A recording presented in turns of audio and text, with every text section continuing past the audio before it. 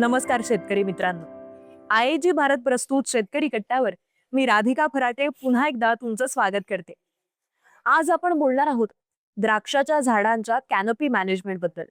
झाडांच्या योग्य वाढीसाठी आणि फळांची गुणवत्ता वाढवण्यासाठी.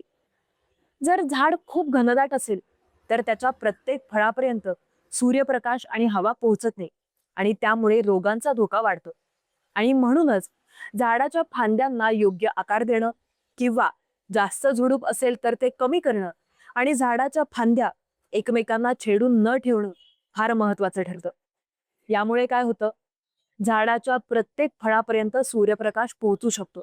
शिवाय झाडात हवा फिरत राहते आणि फळांचं शेल्फ लाईफ असेल, स्वाद असेल किंवा रंगत असेल, या सगळ्या गोष्टी सुधारतात. कॅनोपी मॅनेजमेंटमुळे रोगाचा प्रसार कमी होतो आणि त्याशिवाय रासायनिक खतांचीही गरजही कमी होते. म्हणजेच कॅनोपी मॅनेजमेंट म्हणजे थोडंसं नियोजन आणि चांगली व्यवस्थित काळजी, आणि यामुळे तुमच्या द्राक्ष बागेला खूप मोठा फायदा होईल.